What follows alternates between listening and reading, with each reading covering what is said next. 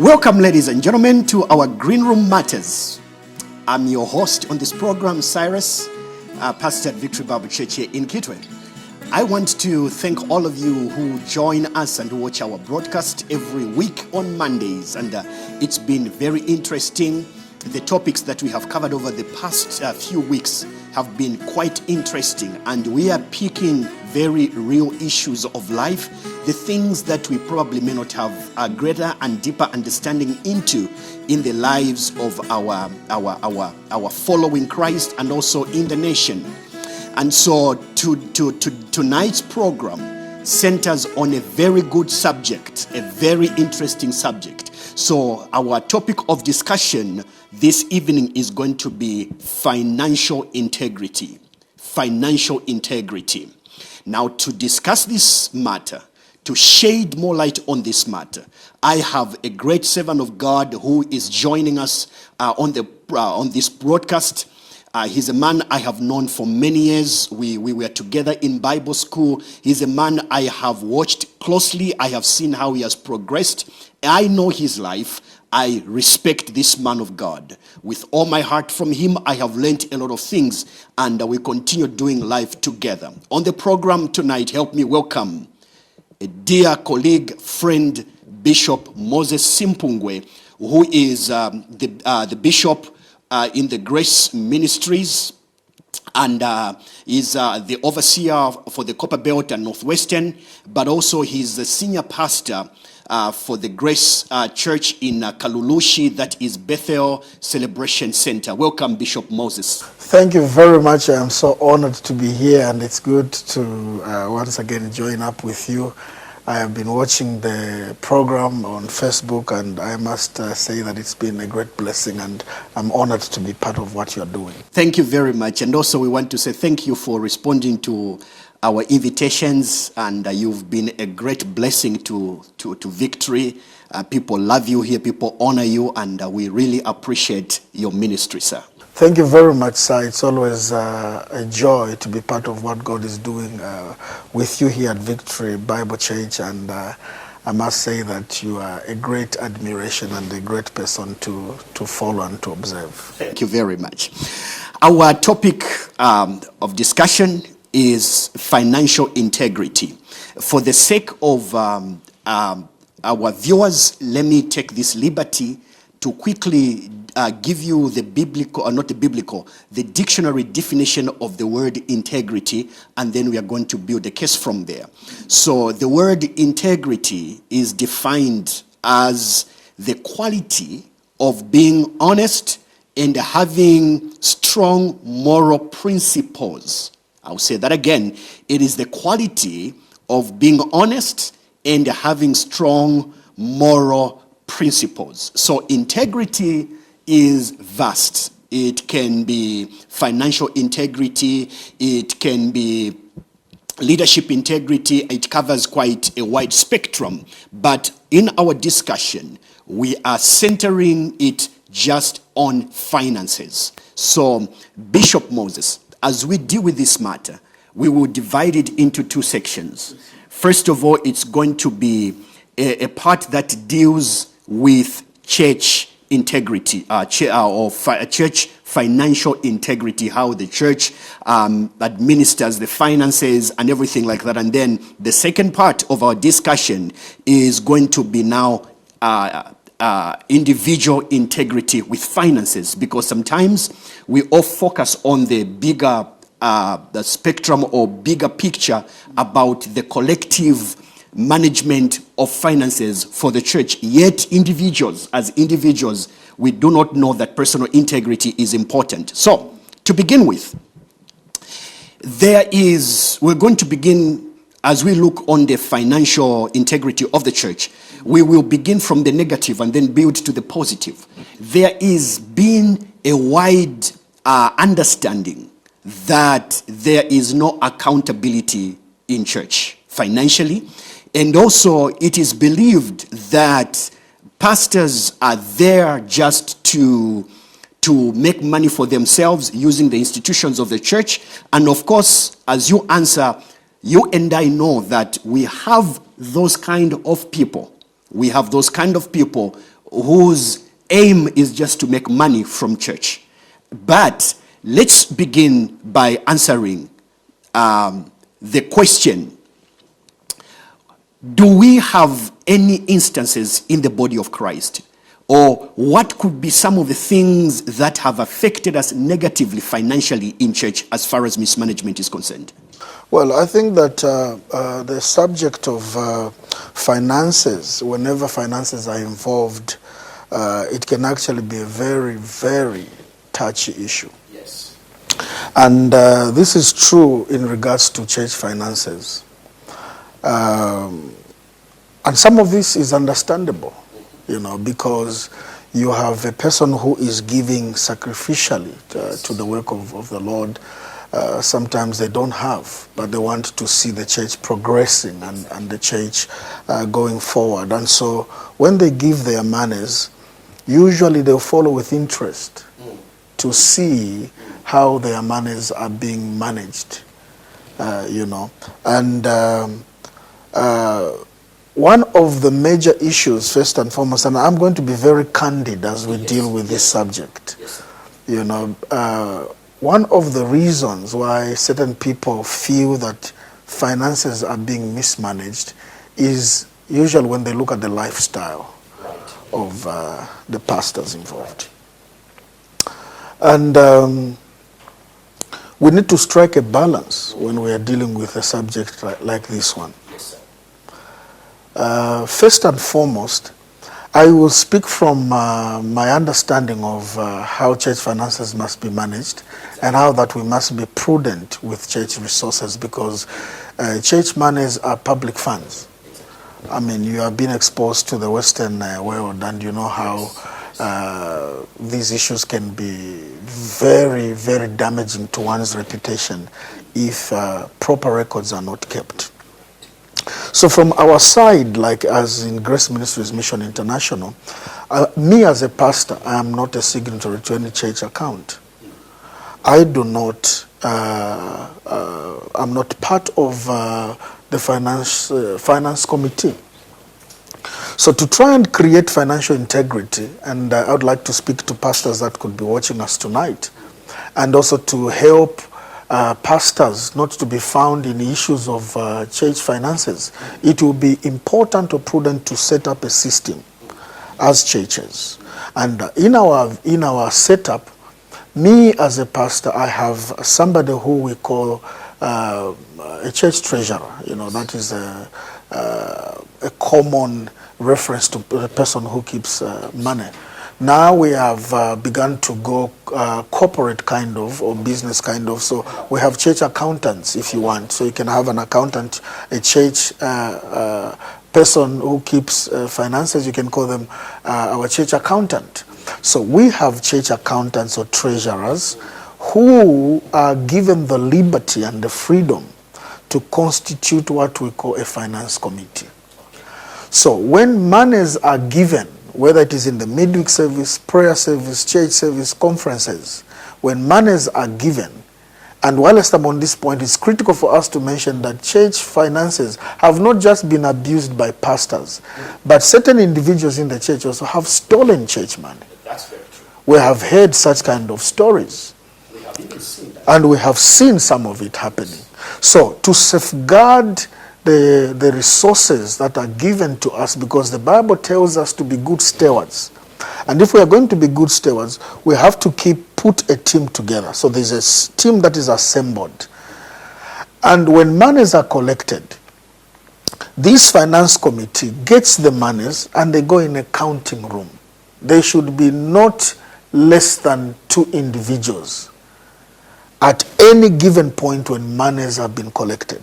This is to protect the resources that are given, but also to protect the individuals that have been given an opportunity to look after God's property. Because church funds is God's property, And so those are systems that must be created. So much that if there be any question regarding issues of money, we are seated in a meeting. It's not even me who's going to be responding to that. I'll be able to simply refer it to a person who is in charge of finances to say, can you respond to that query?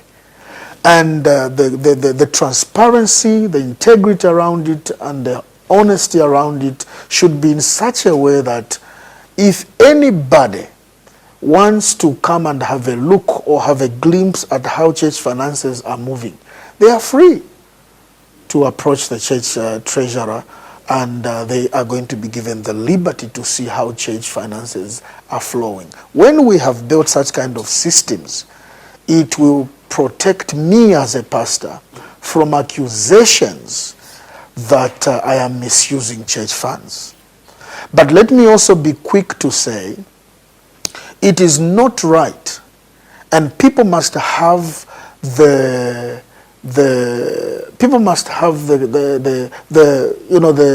right to not to think that church funds are being misused.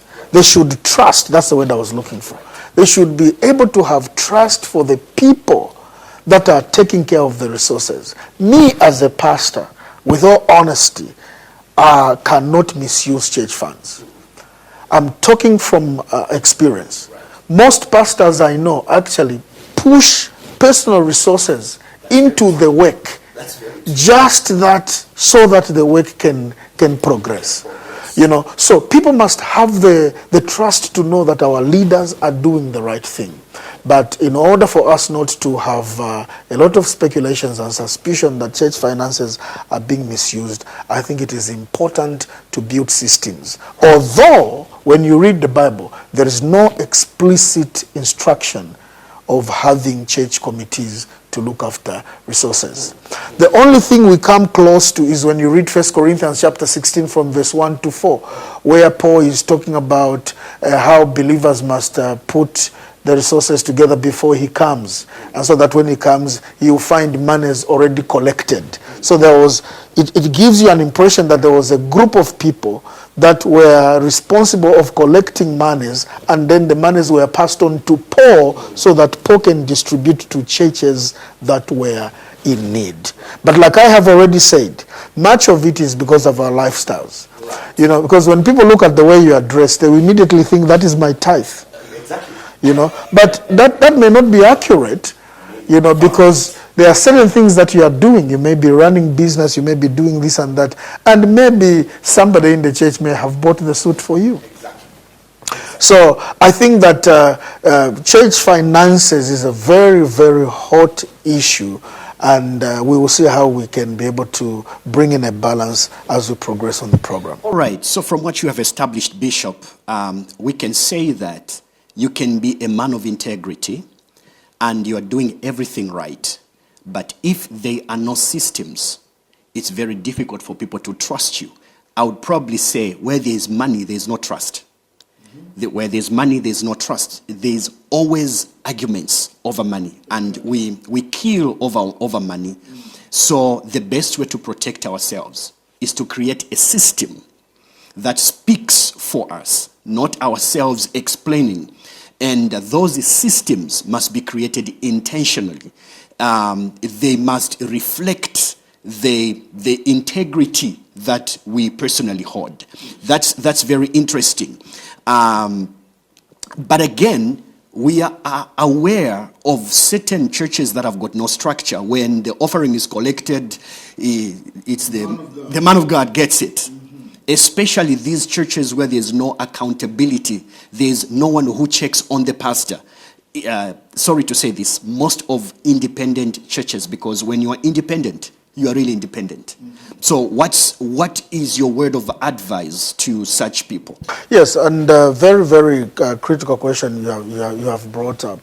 I was just talking about a committee that gets together. Once they count, they have to record the monies that have come in.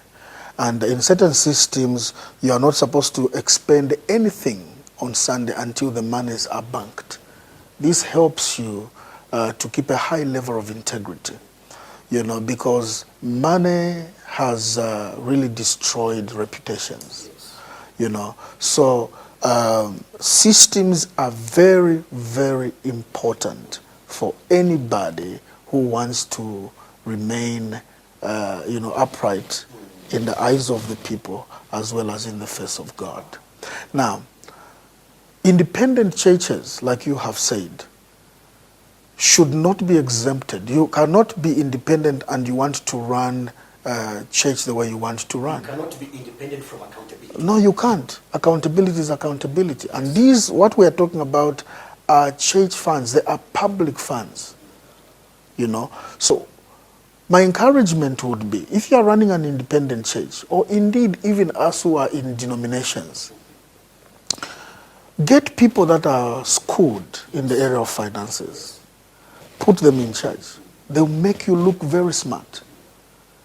You know, people don't know that behind a program like this are people that are very knowledgeable of what we are doing. Now, when we are watching, we will look at Pastor Cyrus. He's the only face we are seeing, together with the guest he has invited. Yes. Okay, and we will say Pastor Cyrus is smart. But the people that are making you look smart are the people behind the cameras as we talk right now. We don't even know how they connect the cables. Absolutely. I mean, I was just here looking at them doing cables, fidgeting with cables, asking us to do testing 1, 2, and things like that. And the people that are watching this program right now have no idea. All they are seeing is you and me. But behind all this beauty and glamour they are seeing are people that have spent hours to set up the system before we come. So even when it comes to issues of finances, it's the same thing. Get people who are accountants where they are working.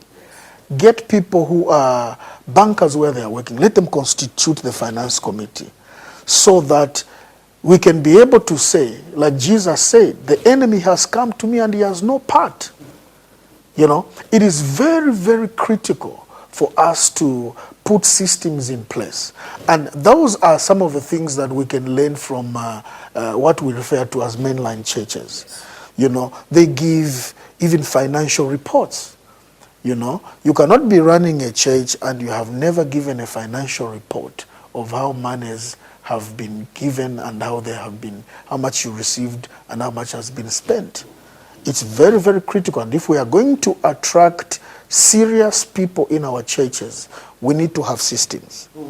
I can walk into a church, look at what is happening, and I'll know whether people are organized or they are not organized. And some of the reasons why our churches don't seem to grow and retain very serious people in society is because of certain things that we have overlooked. And as Pentecostals and charismatics, I think it is important for us to know that we can be very good at the spiritual aspect, but we need to balance it up with administration. Talking about that, Bishop Moses, I have been exposed to a lot of ministries in the Western countries, but let me give just an example somewhere around where we are. I have been to Bishop Tudor Bismarck's church. I have interacted with his office. I have spent time just around that system. And this is what I personally have been advocating for, and I know we are going there. The staff that serve in the administration are degree holders. And I'm not talking about just degree holders, like the personal assistant or let's call it in the charismatic way, the armor bearer to Bishop Tudor Bismarck. The guy is intelligent. He's a highly qualified individual. I don't know what kind of qualification he's got, but I know degrees upon degrees. He was one of the best students in Zimbabwe. And he is serving with the man of God. So I think where the problem has been, and probably this is connected to what we're talking about, one of the reasons why we are unable to hire qualified people to serve, it's because of this thing we're talking about, money. Because to find someone who is qualified, we need to have money. And our people, when we talk about money, they think we love money. They say pastors love money. But much of the money that we raise, if not all of the money that we raise, it is for the advancement of the kingdom and the work. So as long as we do not have enough money to pay the qualified staff, we will be doing mediocrity all along. Yeah, I agree with you, and in most cases, that is why for me, after the exposure that I have had in ministry, I began to appreciate that if you want quality, in your church in terms of everything, including musicians and maybe quality work done, you must be willing to part away with some resources. Yes. So we may not be there where we are paying our musicians or whoever we have hired to work in our offices a lot of money, yes, but there is a starting point. it's a starting point. And I think that, Pastor Cyrus, you will agree with me that most of the people that are in church are willing to even volunteer. Yes. They will volunteer, they will do this. Although, if a person is volunteering and when a person is working, the output and the input is actually going to be different. If I am volunteering, in most cases, I'll just do it in my spare time. You cannot push a volunteer. Yeah, that's it. But if you are paying me, I'm going to put in the best. Exactly. So what pastors must be able to do is to identify the human resource that God has given you, yes, and use them, utilize them. I always tell people in the church to say, look, come and volunteer in your area of strength, yes, and make us look smart. If you're good with graphics, come, posters and stuff like that, come and volunteer to do that. and you do very well with posters and stuff. Thank you very much, sir. But, it's important for us to mention here that there is a lot of human resource in our churches. We are not short of human resource. People are there who can help us work and who can help us, do a great job.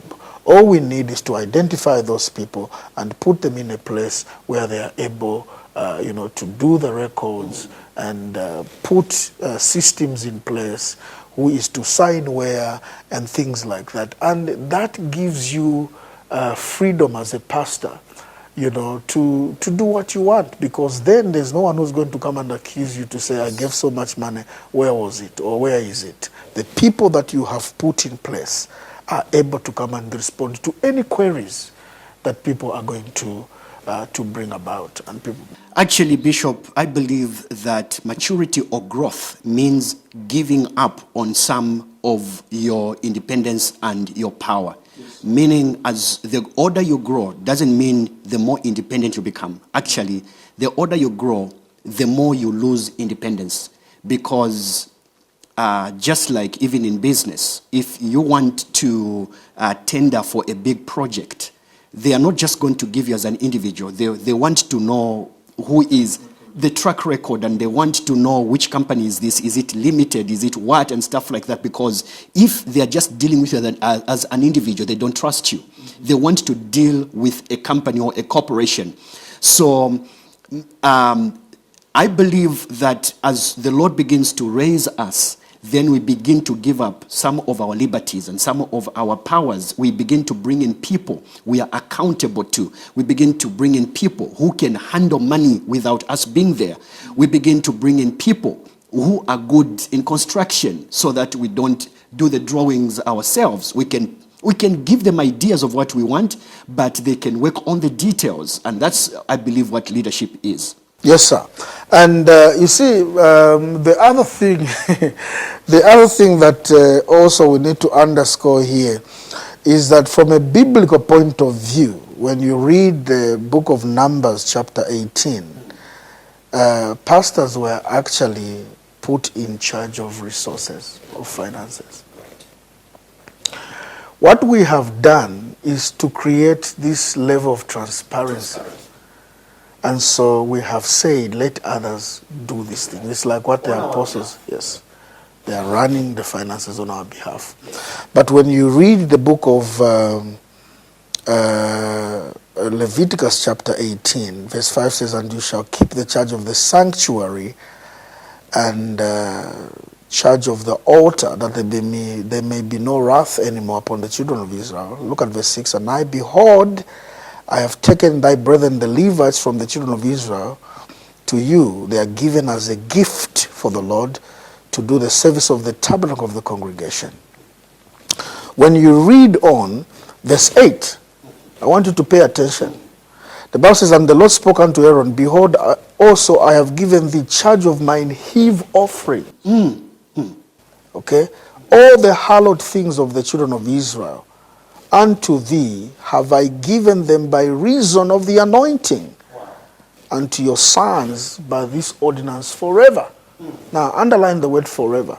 God speaks to Aaron and says, I have given you charge of the offerings. So from the biblical point of view, from the Old Testament, the Levites were put in charge of the offerings. And he's not giving them because they are intelligent or stuff like that.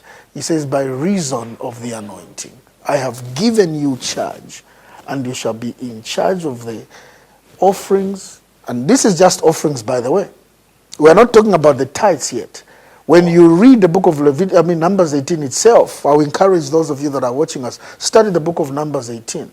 He says, I've given you charge of the offerings and the hallowed things, things that were consecrated. I've given you to be in charge. Then when you go further, he begins to talk about, verse 14 says, I have also, in fact, verse 12 says, all the best of the oil, all the best of the wine, and the wheat, the first fruit, which shall offer unto the Lord, I have given to thee. So he gave these things charge, but he also gave them to the Levites to enjoy, to be able to partake. And then when you read on, he now begins to talk about the tithe. All the tithes that the children of Israel bring, I have given them to you. Okay? But then, with that understanding, with that biblical understanding also, we don't want to create suspicion around the monies that are brought. And so by so doing, we have delegated, like you said. You have to outgrow. You can't be doing everything. Okay? You now give others so that those monies that are coming are not just coming to me as a pastor. There are other members of staff that I have that have to be paid from the same resources. We have bills to pay, water, electricity. We have security guards. We have instruments to replace. We have batteries for these microphones we are using that we have to purchase at any given time. And I think that people must be comfortable to know that they have never come to this church on a Sunday and found that there's no electricity because it was switched off or units were not bought. There's always somebody that is tasked to do that. And guess the monies that we are using to do those things is the same monies that people are giving. So it is important for us to also strike a balance to say, yes, this is the thing that is supposed to be done, but this is what God also has prescribed in the... We are going to handle that in details, but I just want to make mention, and I want you to make a comment on that one. While we are striving to create systems of transparency, I have seen, especially in some of these traditional churches, sorry to use the word traditional, in as much as they want to keep accountability and everything like that, you find that they can pay for other bills. They can look into any other bill, yet the pastor is the last one. It's not just traditional churches. I think traditional churches are even more organized than us Pentecostals, because for them, I interact with a number of people from these mainline churches, Catholic and all. They have got systems where sections, cell groups, like we call them, are given a month to visit the pastor's home. And I don't want to ask you, when last did you have a visitation from any church group? You know, and I don't want to talk about myself. Right. Because these things don't happen. Don't happen, yes. But they help to cushion, yes, you as a pastor not to worry about where your next meal is going to come from. If I'm going to be effective in discharging my responsibilities as a pastor, let's be honest, I should not be worried about meal. I should not be worried about electricity. The Bible, when you read the book of Numbers chapter 18, read Numbers chapter 18, it is very clear. It says, these Levites that I have chosen have no inheritance I am their inheritance and their portion forever. That's what God said. They will not have land. In other words, they will not go out there and work and toil. The work of the sanctuary is going to be what they will be doing. So what God says is, these monies that you have given to me, I have given them to the Levites as their portion and as an inheritance forever. And then Paul comes to talk of that effect. Yes. He says, those who serve at the altar eat what is brought at the altar. And Paul himself says, no man goes for war at his own expense. Do you know that the priests of old time never spent monies on things they were going to put on as they ministered? All of it was provided for. Musicians were taken care of by what people brought into the sanctuary. So, much of, in fact, with this COVID-19, it has taken me back. I have been hearing people who have been saying, we will see how pastors are going to survive. Yes. We'll see now, they are going to suffer. But listen to me, there is no pastor, and let me say this, and let me put it on record. Yes. Any man of God that God has called cannot struggle in life. You and me have been consistently pouring into people's lives. Yes. And as you have been consistent in pouring into people's lives, you can never lack any good thing. I'm telling you the truth. I want to say this, that it is the responsibility. Look at verse 20, Numbers chapter 18, verse 20 says, and the Lord spoke unto Aaron, thou shalt have no inheritance in their land, neither shall you have any part among them. I am thy part and thine inheritance among the children of Israel. And behold, I have given the children of Levi all the 10th in Israel for an inheritance, for the service they do while they serve at the tent of meeting. So, that's why I always laugh when people say, no, that pastor has eaten church money. There's nothing like that. There's nothing like that. God says, I have given them charge. It shall be their portion forever.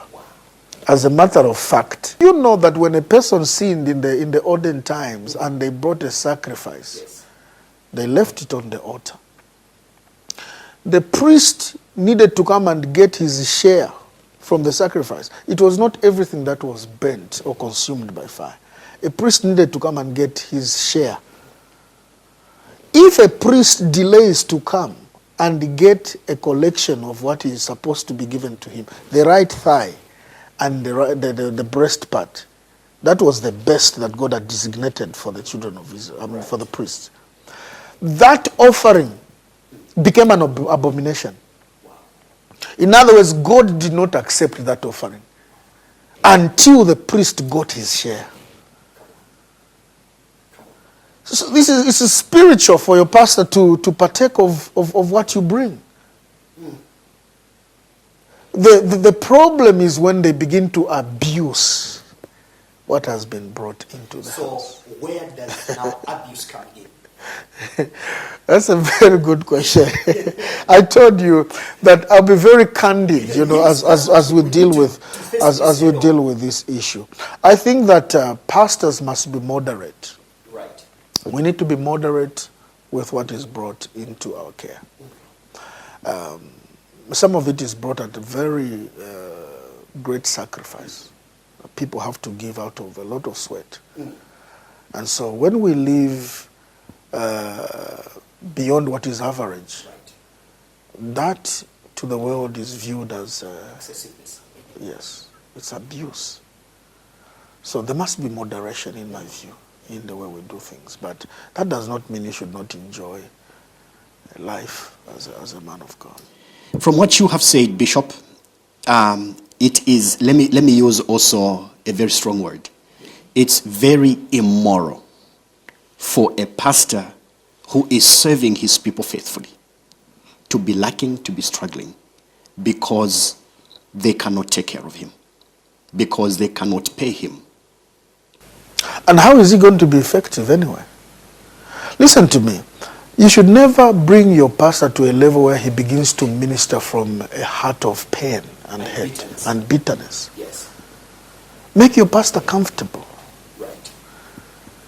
You know, your pastor should not just be reduced to somebody who moves around with a bottle to come and anoint your land and anoint your houses, and he has no house. I was ministering in one friend's church not long ago, and he had given his car, he had surrendered his car so that they can sell it, realize the money, and push it in the building project for the church. This is a friend of mine, you know him, I don't want to mention his name. Yes. And so he told me he doesn't have a car because he wanted to lead by example so that he can provoke others to do the same. And when I walked into the church, I said, all of you were happy. You're excited when your pastor says, I've surrendered the car. You clapped. And I said to them, I challenged them. True sons would have asked another question. Pastor has given his car. How will he be moving from point A to point B? That should be able to provoke something within you to say, can we do something as regards a pastor's car? But I can tell you, the man of God went ahead, God gave him wisdom, he went into a little bit of farming, and within 3 months he bought his car. And people got offended. Some people who didn't know got offended. They began to think, this is our money. Others began to make stories of, no, maybe this one has done this for him, this politician and stuff like that. And yet the pastor just used the wisdom, you know, that God gives to us to get another vehicle. But let me say it without shame. It is the responsibility of the church to take care of their pastors. But it would be dangerous for a pastor to live their lives entirely waiting for the church people to take care of them. And in the times we are in, I want to pray that every pastor that is watching us will open their eyes to begin to venture into what Paul calls tent making. So that even when Paul is talking, he says we have a right to do these things. But because we do not want to hinder the gospel, we have forfeited these things so that we do not become a hindrance. Beloved, we have brains, we have hands, we have connections. There are things that we can do to realize a livelihood that we can be proud of. Your children and my children will not understand if you tell them, you use spiritual language to say, no, let's continue to trust God. If they want hungry lion, they want it. If they want this, they want denim jeans or stuff like that, they will not hear some of the language that we use in the church. You are a father, you are expected to provide. And I think that it is high time we opened our eyes and began to engage ourselves into ventures that can be able to give us an income. Next.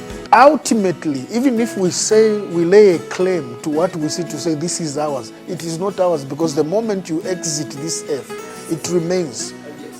It goes to another person, and that person will leave it.